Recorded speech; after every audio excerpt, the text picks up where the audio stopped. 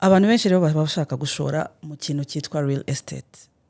Abantu bakavuga ngo real estate ni sure deal, ariko umuntu akabura ahantu atangirira. Umuntu akavuga se nangirira hehe, harimo izihe mbogamizi, harimo ayahe mahirwe, ese ngewe udashaka gushora amafaranga ni izihe opportunities ziri muri real estate ngewe nakora.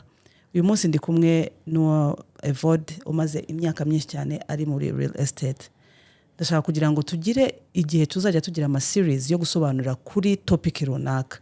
Ngiye kuzajya ngirana ibiganiro na Evode ahangaha aza tuganirize ku bintu bya real estate mu buryo burambuye. Iki ni ikiganiro cyacu cya mbere, ndizera ko turi buze kuba kiri ngira akamaro gifitemo ubumenyi bwose dukeneye. Evode banzo twibwire. Murakoze cyane Fiona. Nitwa Kanyanzira Evode. Ndi umu property consultant, nkabambarizwa muri company. Ni company itari ntoya. Company maze igihe kirenga imyaka 10 iri mu bindi, ariko nawe twifuze kujoininga. Company ntago yivuze. Ntago nayivuze. Oya, ntago yivuze. Ni Prime Gate Developers. Okay.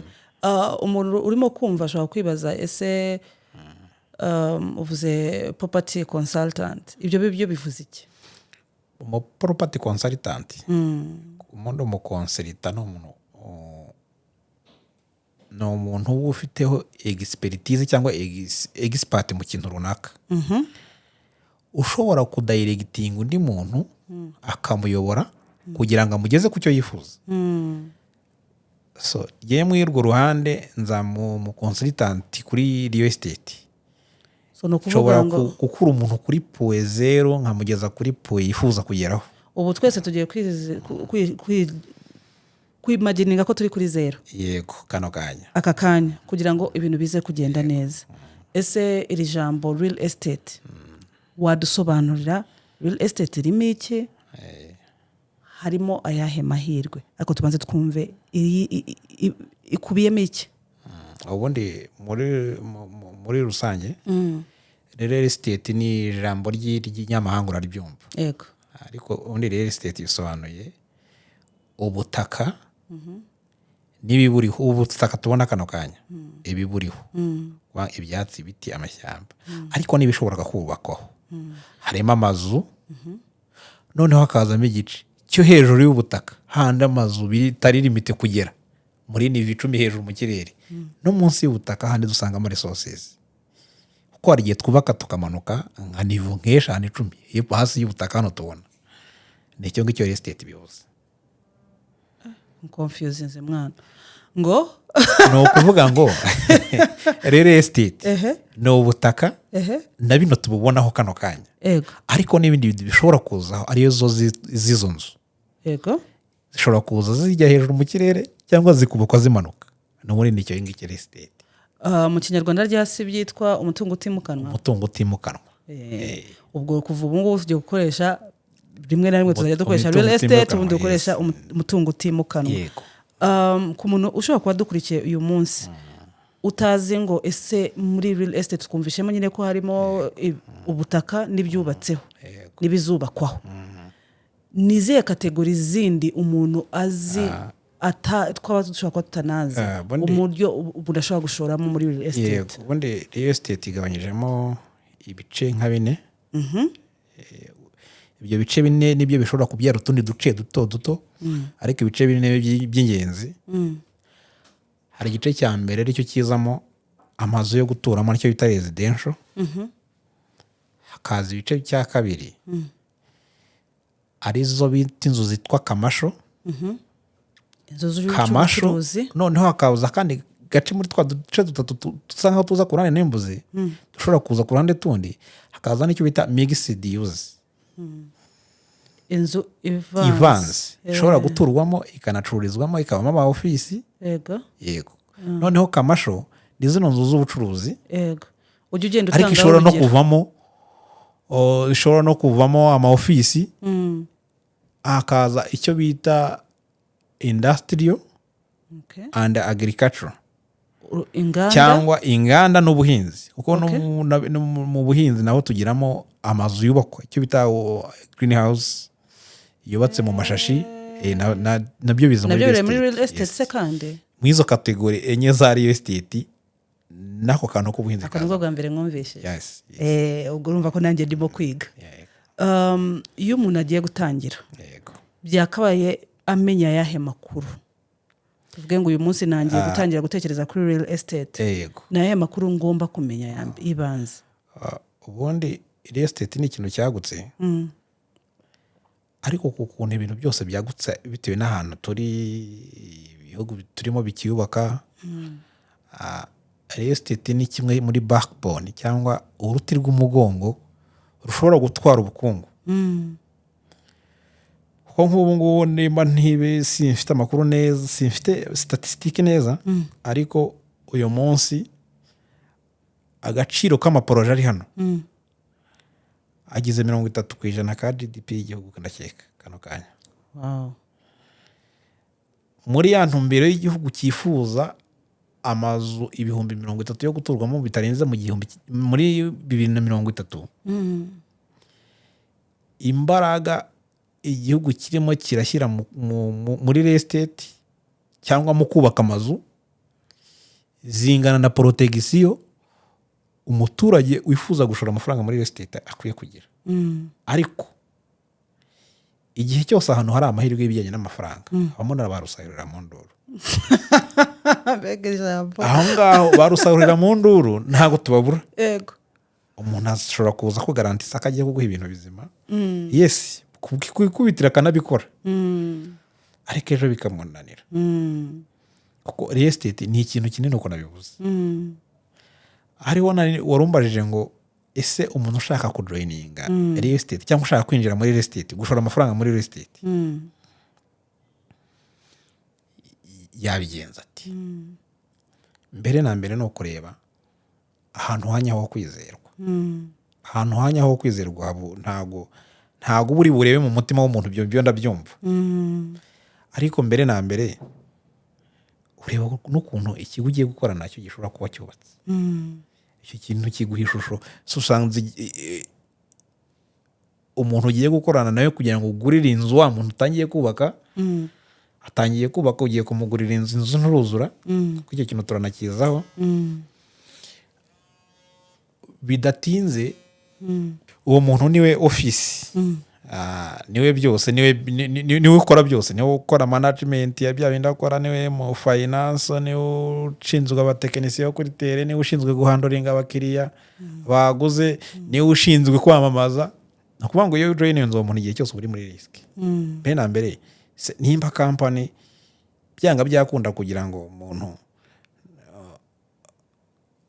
agerageze kugira ngo agire icyo aguha umugurire, arimenyekanisha.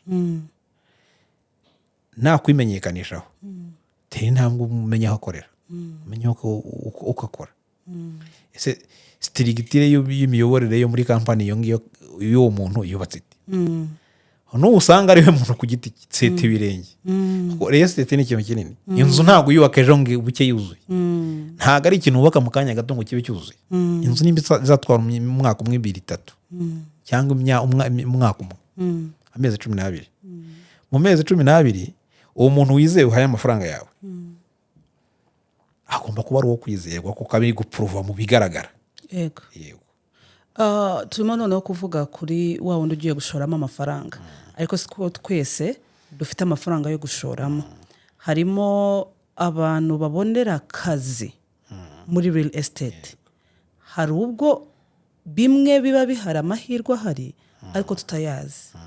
Mbere ko noneho twinjira neza mu bindi bice bigize real estate, watuganiriza kuri icyo kintu? Ni akahe kazi kabone, ni ibihe bice by'akazi bishobora kubonekera muri real estate? Wowe watubwiye ko muri real estate uri property consultant, ubwo nibaza ko ari akazi. Muri real estate rero, Ego. uri inzu kugira ngo yubakwe, Ego. bitanga akazi ku bantu benshi. Tujye kubavugaho kugira ngo numva akaba arimo gutekereza ari gute nanjye nakwinjira muri ino industry ariko nafite amafaranga. Ego. Bihera ku gitekerezo cya nyiri umushinga. Ego. Uwo ni umwe. Oga. Hakajyaho ubu ngo kaba ari buzane amafaranga. Yego, wa muntu ufite amafaranga ugiye gutangira inzu ye agiye kubaka, afite n'igitekerezo muri we, uwo niwe biheraho, bikimukira ku mwarishitegitiri, wa muntu ugiye gushushanya. Ibyo birumvikana ko abarishitegitiri aba ari umwe, babiri, batatu, kubera ko buri nzu igira ibice bitandukanye. Ukoze kuri iki si ukora kuri kiriya, hakazaho batekinisiye bazubaka.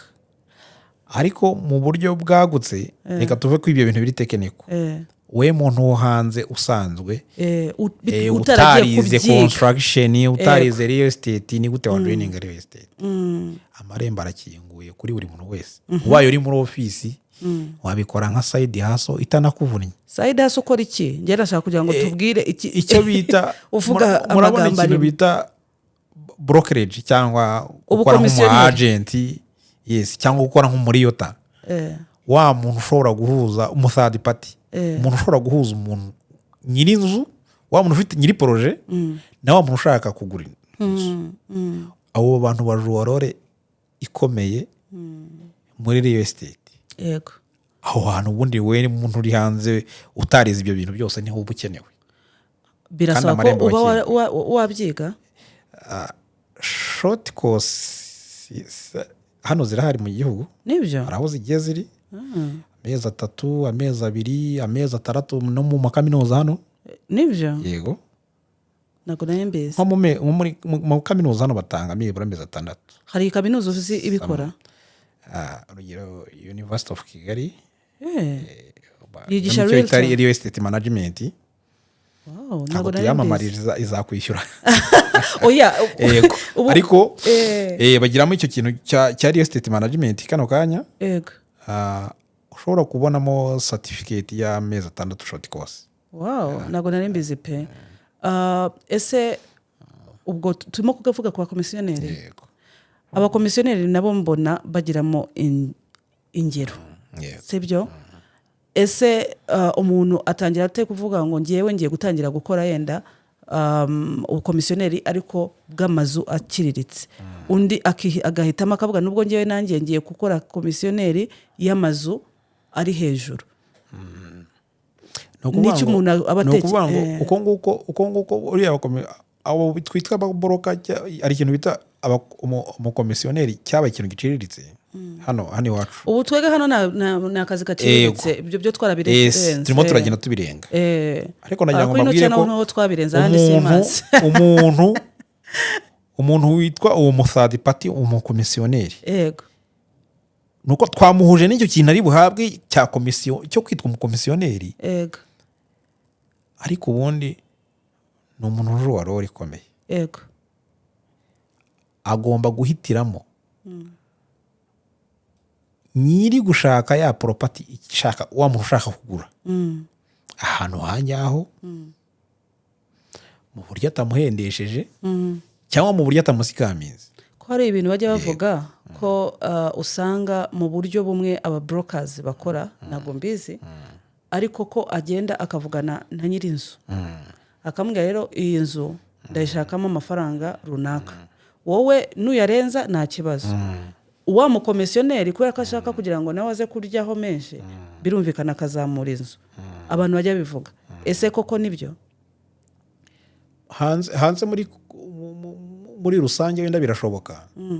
Kuko la majority usanga bagiye gukorana nta n'inyandiko zihari supporting umwe ku ruhande rumwe. Bijya binazamo n'amahane burya akantu kajemo amafaranga. Hahita abantu nicyo bita conflict d'intérêt. Amakimbirane ashingiye kuri amafaranga. Wa muntu umaze kuyafata wagurishirije ntashaka kuguha amafaranga mumvikanye kuko nta nyandiko iri supporting. Twebwe rero buriya muri real estate igezweho haba hari amasezerano. Murabyumva rero haba ari kontara yanditse. Kontara yanditse aho twara kopi n'ikigo kigasigarana kopi cyayiguhaye. Ariko sinzi nimba ari hose. Ndavuga nk'acu muri Prime Gate. Muri Prime Gate no ku biciro bya komisiyo cyangwa bya commission duha abo bintu abantu twitwa ababoroka cyangwa aba agent. Biri hejuru ugereranyije n'ahandi. Yego. Hanyuma kugira ngo umuntu yinjire ku komisiyoneri muri Prime Gate bisaba iki? kuba wumva ubikunze yego ubishaka yego uri ready kuba wabikora uri ready kuba wabikora nyine. nabyo mugenderaho kugira ngo nta kindi kintu tugenderaho waba uri umunyarwanda waba uri umunyamahanga kuko uwo muntu turamugayidinga guidance zose zaba ziri kuri kontara ukwiye kubikora ibintu bya scamming abantu bashobora kutugana twitwaje kuko ufitanye amasezerano natwe nyine turakugayidinga tukugayidinga mu buryo biporoteje wa muntu uri hanze yego utakora amakosa ku buryo byangiza isura ya kampani sinzi nimba n'ahandi ari uko babikora ariko twebwe birikiriye ikindi dutanga amahugurwa ntabwo gusinyisha kontara gutyo gusa turagukurikirana iyo ushaka kubimenya byimbitse ariko nta nubwo real estate ntabwo isaba ubundi hari amakuru make yibanze utuntu turi basic ni gute ndi bureshye umukiriya ni gute ndi bujye muri network yanjye nkabonamo umuntu wa nyawe nkamwemforoma yuko hari ahantu ushobora kumugurisha inzu muri Prime Gate bafite projet yitwa Sahara iri iruhande rwa convention uwo muntu naba interest muhereza umukonsultant wa company kuko barahari bashinzwe guhanduringa abari ni charge yawe amuhe full details zidafite amakosa ubu komisire twabwumvishije umuntu agera rero no kuba property consultant amaze igihe kingana n'icyo ari mu komisire property consultant company mbere na mbere yagufata ntabwo ushobora kuba property consultant utari muri company property consultant company irakurekirita usanzwe ufite ubumenyi runaka cyangwa se bitewe na potentiality bakubonamo bakagukereyamo icyo kintu cyo kuba umu property consultant ushobora gusimbuka n'ubu umukomisiyoneri ukagenda kuri property consultant bigusaba ko uri umuntu uhoraho muri company ifata umwanya na kwinvestisamo kugira ngo umu property consultant igushakira trainings amahugurwa atandukanye bagahiringa abagisipati bakakwigisha kurugera ku rwego rwaho uvuyemo uwo muntu bifuza hanyuma ayo mahirwe yo aboneka ate ntago kano kanya nakubwira ngo nahangaha bashobora kugira umu property consultant ariko property consultant mbere na mbere bituruka muri wowe ubishaka urapplyinga bari bituruka muri wowe ubishaka ariko ushobora kuzamuka uri umuboroka polisi ugira ukomeza kuba umu expert muri icyo kintu ugira amatsiko yo kumenya gucukumbura birangira wisanze ku rwego rwaho udatandukanye n'umuntu uri muri ofisi ubimazemo umwaka umwe 2 3 4 projet bayishyize hanze nimba ari iya kampani runaka cyangwa iya kampani runaka ariko ugasanga uyifiteho amakuru nk'ayo muntu yes uri bubone bya bindi byose bisabwa kugira ngo kuko ibintu byinshi biba bisa nkaho bijya gusa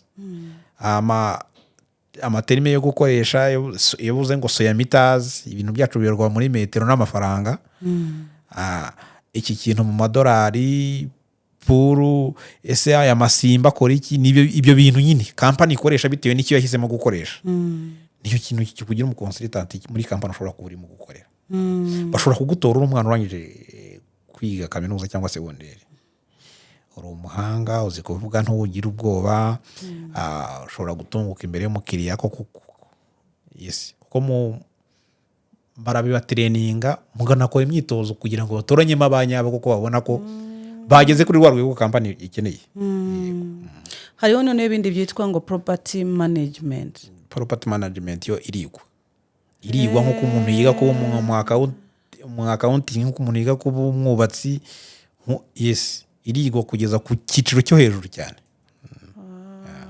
ibyo byo nuba tutabijyamo kuko tuzabijyamo in deep tuzabijyamo ibiganiro tugiye kuba ari byinshi cyane hari rero ngewe mbamenya bwa mbere nkumenye wowe ku giti cyawe wari wanomiye muri launch ya projet mufite nka Prime Gate yitwa Sahara Residence ariko ngezeyo cyane niziko ngire kubona inyubako ahantu sanga mu by'ukuri ahubwo haracyariho inyubako yindi ariko bivuga izavaho nibwo bwa mbere niraririye, nibwo bwa mbere nari numvise ijambo ryitwa off plan. yego Iryo jambo off plan waridusobanurira?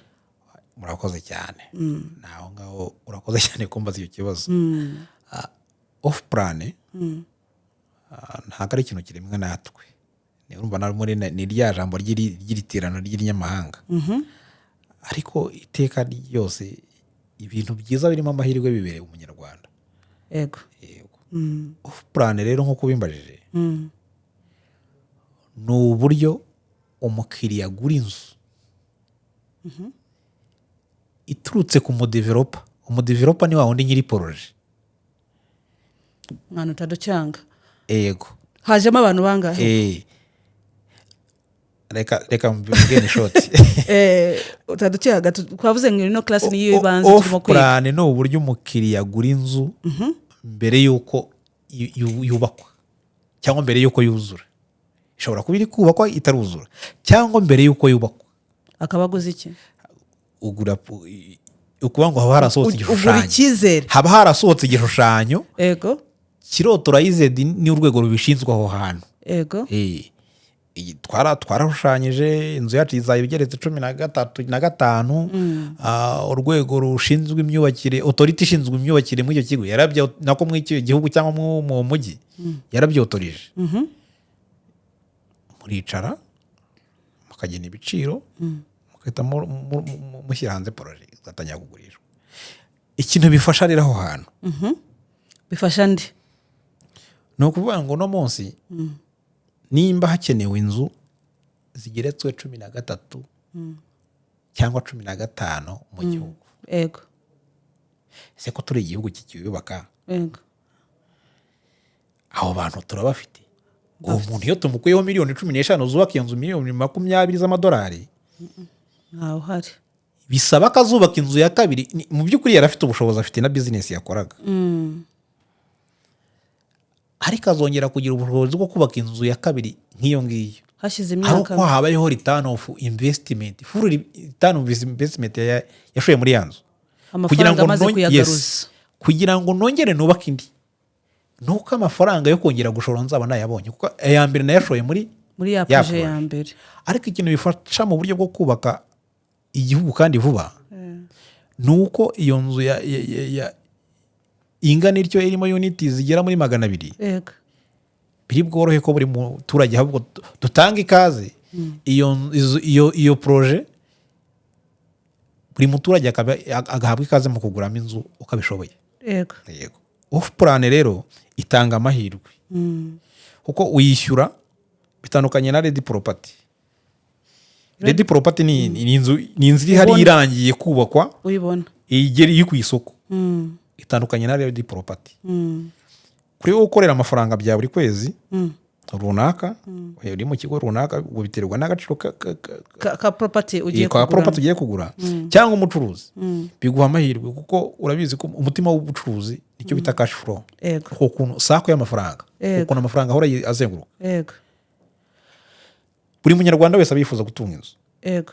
Umucuruzi uba muri office runaka, ndetse n'ubu na wundi umuyede ufite ubushobozi, buri wese arota kugira inzu. Ufite ya mbere arota kugira ya kabiri, ya kabiri akarota kugira ya gatatu. Rero buri iyo umuntu agura inzu, inzu ya mbere uyigura ugendeye ku marangamutima yawe na needs z'uko nyine ubyifuza. Ufite famille y'abantu 3, umugore w'abana bangahe, tuzasorwa n'abana bo kwa masenge, tuzagira abashyitsi bangana gutya, katugura inzu aho tubyifuza idukwiye. Aho ngaho ntago ugomba gukenera umukonsulita wo kugira ngo agukonsulite, kuko ugura property cyangwa uyubaka by emotional, wowe uko byumva. Yes, uko byumva. Ariko inzu ya kabiri ni investment. You have to plan. Uziko hari abantu nzi yes, babanza ahubwo kugura investment houses, yes, mbere y'inuza ya residential houses. It's a mathematics. Ni imibare umuntu aba yikoreye. Imibare ni ukuvuga ngo reka nze nkwereka akantu gatoya. Fiona, uyu munsi uba mu bukode, urumva? Inzu ukodesha n'urugero. N'urugero. Yego. Uba mu nzu ukodesha 500. Yego. urumva Yego. ariko ejo Eh. ngize opportunity zishobora kumpa miliyoni 200 cyangwa 150 Yego. zigura inzu ahantu i Kanombe Yego. n'ubundi Kanombe renji yaho Ni 500. ya rento ni 500. Yego. none se ko bigaragara ko iyi nzu nari ngiye kugura i Kanombe ifite ibyumba 4 na saro ikagira negisi mu gikari kifite ko bigaragara ko izagarura amafaranga yanjye mu myaka 20 Yego. n'umundi itenda kumpaza mu bijyanye no gutunga umuryango muri cash flow. Kuki ntakarikira ngo nigurire icyumba kimwe na saro aho gishobora kwinjiza 1,500 ahubwo cyangwa 1,500,000 buri kwezi, ahubwo mpindukire amafaranga amwe se. yes no kuvuga ngo ya mafaranga 1,200,000 y'i Kanombe. Yego. Return on investment cyangwa izaba nyuma y'imyaka 20. izaba nyuma y'imyaka 20 buri kwezi ni 500 bibarura urasanga ari mwiyo mibare cyangwa binarenga birajya hejuru yabyo. Yego. Urumva ya miliyoni za miliyoni mu gihe za miliyoni nazi kazifasha ahubwo abanza nkicara hasi nkakora calculation se ko nifuza ibitunga umuryango wanjye amafaranga ahora aza ikiza ko gukodesha mbona hari aho bishoboka reka ne invest se mu buryo nzaya bwo kurema cash flow. Ese mfite famille ndo umugabo ndimo ndakorera amafaranga ni gute na kubaka ikintu cyatunga umuryango n'igihe naba ntahari bibaye ngombwa. Abantu turabizi fenomene y'ubuzima habaho kuba bakaba turafungwa tubura akazi turamugara.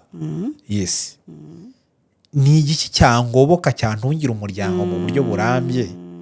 Ni ukuvuga ngo kugira ngo ufate iyo decision bigusaba ko ureba ahantu hanyaho. Aho rero niho twebwe Prime Gate tuzira. Mudufashe iki? Nukuvuga ngo Prime Gate ukuntu yaje ntago ari ikigo cyifuza gutenguha abantu, ni kampani nini ikomeye. Wowe munyarwanda utureba ndagutumiye ihangana udusure mbere yuko MVS isabana amafaranga usanga ari abantu bo kwizerwa. Muri iki kigo uzasangamo abantu bari muri 40 gifite abantu abakozi 40.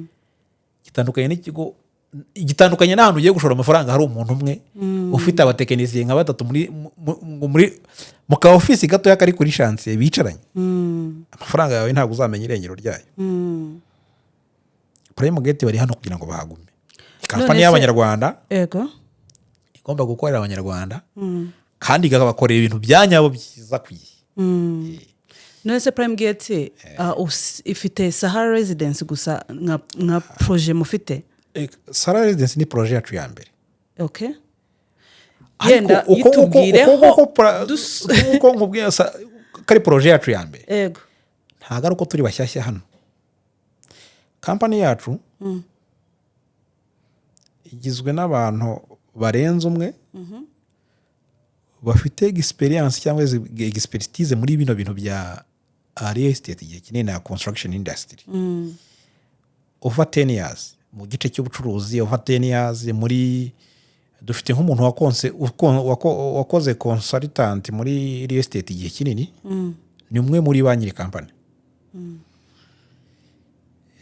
Yakoze hano no ku isoko rya Dubai. Ku isoko rya yobuze isoko rya Dubai iryo rya mbere ku isi muri real estate. Yarikozeho imyaka 1 2 3 4 5 6 7. Mbere yuko avana yo kampani hari kampani ya Dubai yazanye hano. Imwe muri kampani zo muri gice cya Aziya yazanye hano. Zigeze hano zirangira kugira ngo zikore nkuko zakoraga. Ahubwo zigeze hano zibinyafurika biramubabaza. Agivingapo kampani arayiberekera bati why not? Ko nubundi iyo baje bano bantu bapatanye bavuze ko batangiye projet bubakisha Abanyarwanda, office zikorwamo Abanyarwanda, buri kintu cyose gishaka gukorwa n'Abanyarwanda. Ariko ntibamacinge na standard kukigiye ko nubundi ari consulting zino kampani. Why not tutashinga kampani yacu hari?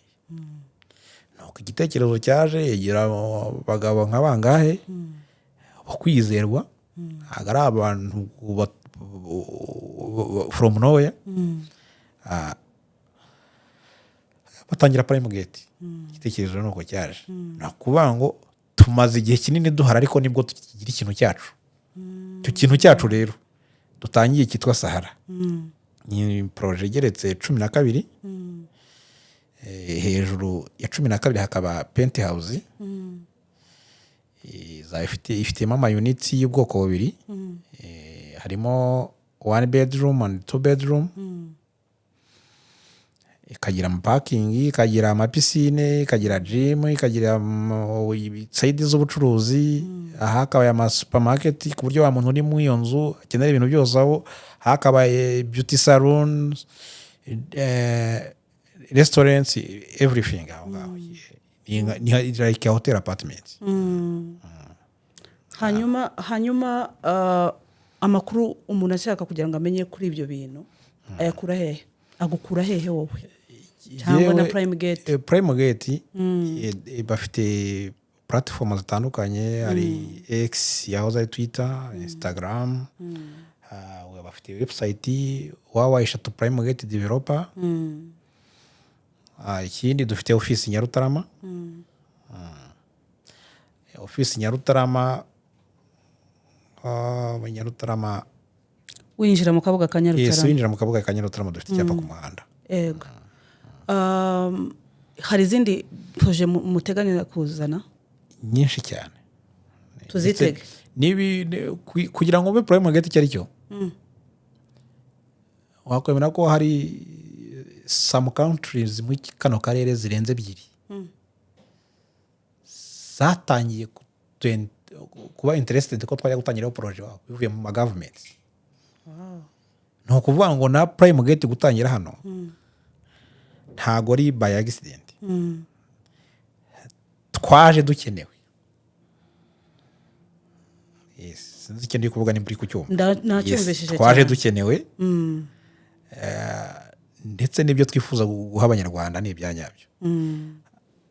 Ntagiye kure ni imwe muri companies nyarwanda zikorera hano ku butaka za real estate ishobora kwihagaze neza kurenza izindi yubakitse mu buryo bw'imiyoborere kurenza izindi. Yego ibyo binaha trust ku bantu bashobora gushora amafaranga. Yego aka kantu mwazanyemo noneho ko kuza kuba mwatwigisha kugira ngo twumve real estate kubagana birumvikana ariko nanjye utari ufite ubushobozi bwo kubagana kuba mwaza mukatwigisha ibintu bitandukanye kugira ngo twumve ino industry ukuntu ikora. Numva ngewe nabikunze cyane numva iki kiganiro tugiye kugisoreza ahangaha. Ubutaha uzatubwira ibirenze. Ubutaha rero uzatwigisha icyo ubutaha tuzaza tujye muri details. Wambwira ngo uzazana n'uruba tuzazana board twandike buri kintu cyose hano. Dutera amatsiko tuziga ku kirero ubutaha. Tuziga mu buryo bwa investment. Uburyo we muntu uri muri Mateus, uburyo muri we muntu uri muri office runaka ushobora gushora amafaranga muri real estate. Kumenya uwo kwizera. Yego. Yes. Nukuri Evo urakoze cyane. Ndizera ko ubutaha muzaba ikiganiro mugitegereje mutubwire ibyo mushaka kugira ngo azatwigishe muri real estate nibihe kugira ngo yafite curriculum kugira ngo nabyo agende abyongeramo inshuro zose tuziga tuzamenye neza. Erega abandi niba bashobora gukira bakijwe na real estate wamugana ibyiza natwe biratureba kandi turabikwiriye we deserve. Yes. Naho ubutaha